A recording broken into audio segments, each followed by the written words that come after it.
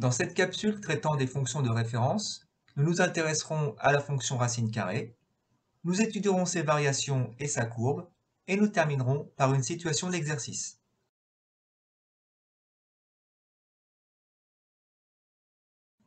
Soit A un réel positif. Le nombre racine carrée de A est l'unique nombre positif dont le carré vaut A. La fonction racine carrée est la fonction f définie pour tout réel x positif par f de x égale racine carrée de x.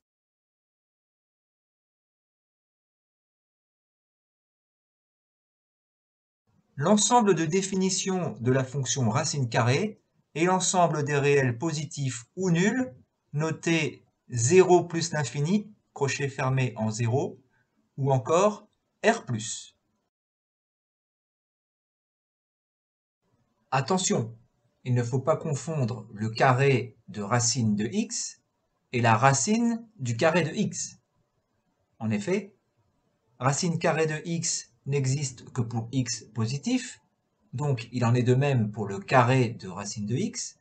En revanche, x carré étant toujours positif, on pourra toujours calculer sa racine carrée.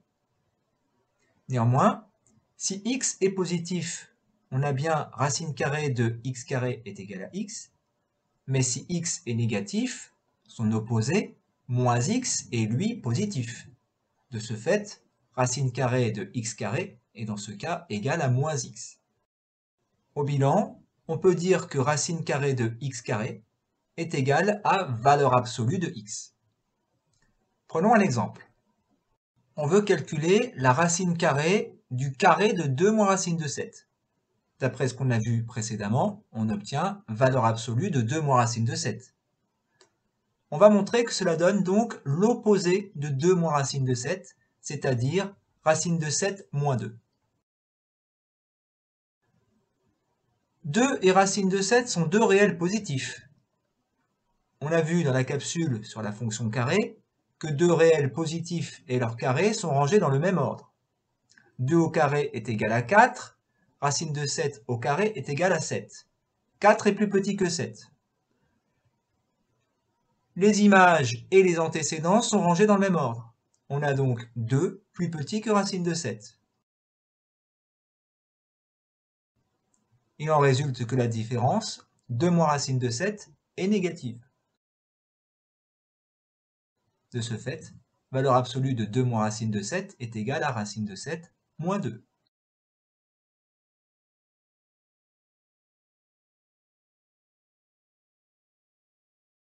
Étudions à présent les variations de la fonction racine carrée. La fonction racine carrée, définie pour tout réel positif par f de x égale racine de x, est strictement croissante. Pour démontrer cette propriété, on commence par nommer f la fonction racine carrée. Ensuite, on va considérer deux réels positifs a et b, tels que par exemple a est plus petit que b. Étudions le signe du taux d'accroissement de f entre a et b. Pour tout réel positif a et b, le taux d'accroissement est taux égale f de a moins f de b sur a moins b. F de a est égal à racine carrée de a. F de b est égal à racine carrée de b. On a donc taux égale racine carrée de a moins racine carrée de b sur a moins b. Pour étudier le signe de ce quotient, l'astuce est de multiplier numérateur et dénominateur par racine carrée de a plus racine carrée de b. On fait en effet ainsi apparaître au numérateur la troisième identité remarquable. Après calcul et simplification, on obtient taux égale 1 sur racine carrée de a plus racine carrée de b. Racine carrée de a et racine carrée de b sont deux réels positifs. Par somme, puis quotient, le taux d'accroissement est donc positif. Il en résulte que la fonction racine carrée est strictement croissante sur 0 plus l'infini.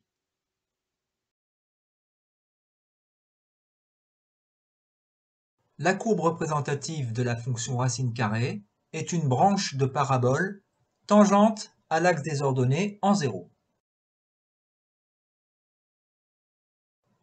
Terminons cette séquence par deux exercices. On peut mettre la vidéo en pause pour les chercher à son rythme.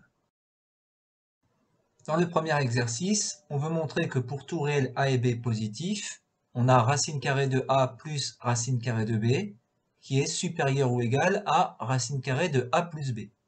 Autrement dit, la somme des racines carrées est plus grande que la racine carrée de la somme. Racine carrée de a et racine carrée de b sont deux réels positifs, par définition. Par somme de deux nombres positifs, on a donc racine de a plus racine de b supérieure ou égale à 0. De plus, racine carrée de a plus b est une racine carrée, donc positive. On va à nouveau se servir du sens de variation de la fonction carrée, qui est une fonction de référence. La fonction carrée est en effet strictement croissante sur 0 plus l'infini. Elle conserve l'ordre. Les images et les antécédents sont rangés dans le même ordre. On va donc comparer racine carrée de a plus racine carrée de b au carré et racine carrée de a plus b au carré, c'est-à-dire les images de racine de a plus racine de b et de racine de a plus b par la fonction carré.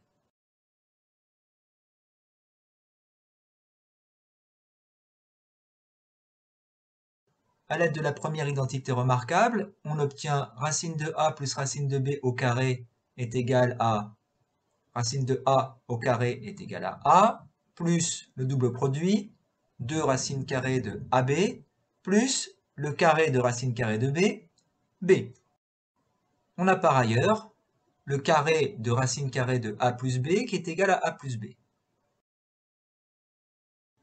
On a donc clairement racine carrée de a plus b au carré inférieure à racine carrée de a plus racine carrée de b au carré. En effet, on a le double produit en plus dans le carré de la somme.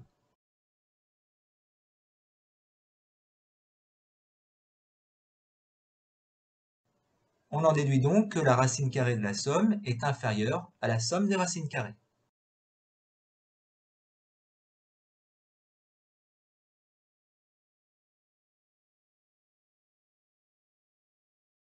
Dans le deuxième exercice, on s'intéresse tout d'abord à l'ensemble de définitions de la fonction f.